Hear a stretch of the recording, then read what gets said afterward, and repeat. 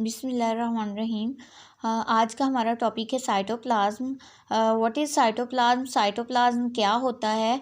It is a jelly like material. ये एक jelly की तरह का मटेरियल होता है जो कि सेल के अंदर प्रेजेंट होता है, जिसका 80% कंटेंट जो होता है वो वाटर होता है। जो इसका क्लियर लिक्विड पोर्शन होता है, जो वाटरी पोर्शन होता है, उसको कहते हैं साइटोसोल। साइटोसोल के अलावा इसके अंदर कुछ और पार्टिकल्स भी प्रेजेंट होते हैं, जैसा कि प्रोटीन हो गया, कार्बोहाइड्रेट्स हो गए, लिपिड्स और इलेक्ट्रोलाइट्स वगैरह हो गए। इसके अलावा जो साइटोप्लाज्म होता है उसके अंदर कुछ और ऑर्गेनेल्स भी प्रेजेंट होती हैं। जेली लाइक मटेरियल जो वाटरी कंटेंट है, उसके अलावा कुछ ऑर्गेनेल्स भी प्रेजेंट होती हैं। यहाँ पे हमारे पास दो तरह की ऑर्गेनेल्स होती हैं, organelles with limiting membrane and organelles with no limiting membrane, without limiting membrane, जिनकी लिमिटिंग मेम्ब्रेन होती है और जिनकी लिमिटिंग मेम्ब्रेन नहीं होती।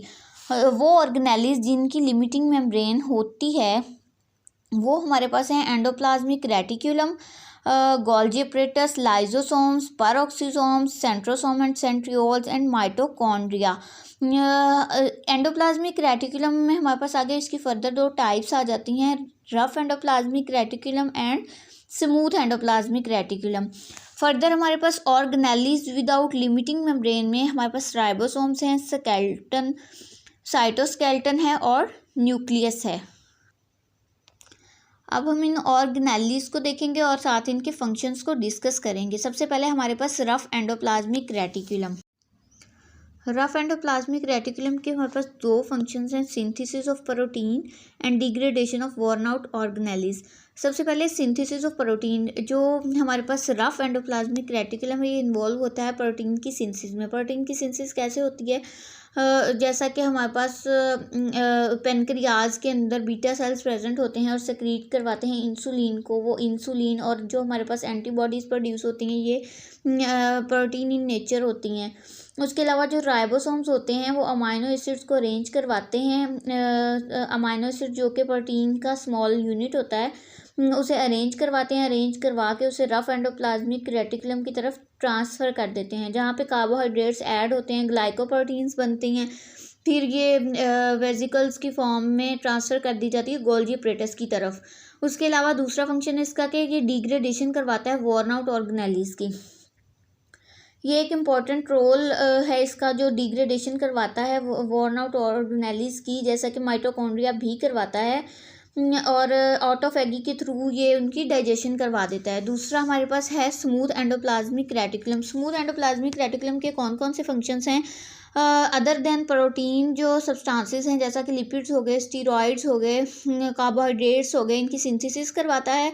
उसके अलावा रोल इन सेलुलर मेटाबॉलिज्म, जो सेलुलर मेटाबॉलिज्म है उसके अंदर बहुत से एंजाइम्स को प्रोड्यूस करवाता है और वो मेटाबॉलिक प्रोसेसेस को रेगुलेट करते हैं। Storage and metabolism of calcium, calcium की स्टोरेज करवाता है, उसकी मेटाबॉलिज्म करवाता है। स्केलेटल मसल्स में कहीं पे भी जहाँ पे कैल्शियम रिक्वायर्ड होता है तो ये कैल्शियम को रिलीज़ करता है और मसल कॉन्ट्रैक्शन में इसका इम्पॉर्टेंट रोल है। डिटॉक्सिफिकेशन करवाता है of toxic substances. Toxic substances जैसा कि हमारे पास कुछ ड्रग्स आ जाती हैं या कार्सिनोजेन्स आ जाते हैं, कैंसर प्रोड्यूसिंग सब्सटेंसेस आ जाती हैं लीवर के अंदर, उनको डिटॉक्सिफाई करवाता है। उसके बाद हमारे पास आ जाता है गोल्जी एपरेटस। गोल्जी एपरेटस क्या है?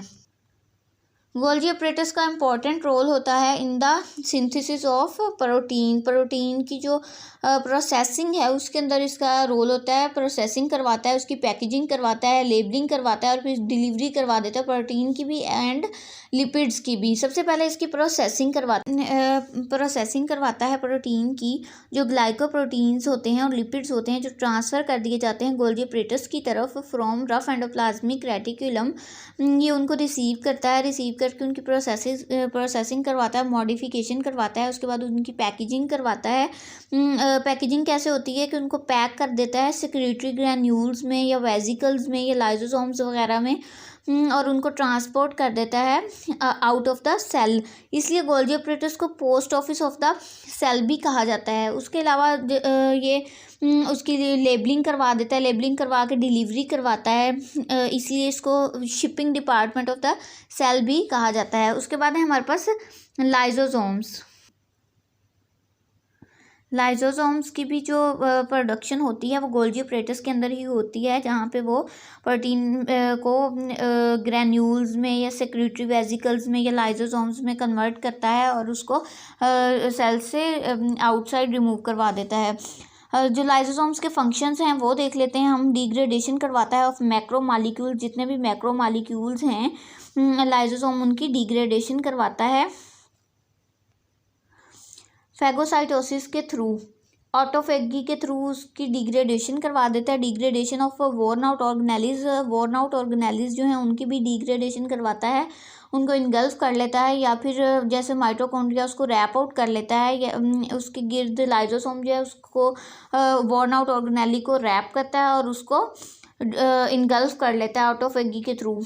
उसके अलावा क्या करवाता है, removal of excess secretory products, जितनी भी सेक्रेटरी प्रोडक्ट्स बन रही होती हैं उनकी जो एक्सेस रिमूव उनकी एक्सेस जो होती है उसको रिमूव करवाता है। जो हमारे पास डिज़ायर्ड क्वांटिटी है वो रहेगी, उसके अलावा बाकी को ये रिमूव करवा देगा। उसके अलावा क्या करवाता है, सिक्रीशन करवाता है परफोरिन की, ग्रैंजाइम की, मेलानिन की और सीरोटोनिन की। आगे हम इनको देखते हैं कि ये क्या चीज़ें हैं।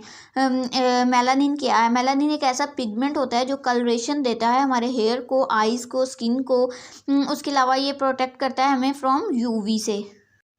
उसके बाद है ग्रैंजाइम। ग्रैंजाइम क्या करता है, ये इंड्यूस करवाता है प्रोग्राम्ड सेल डेथ।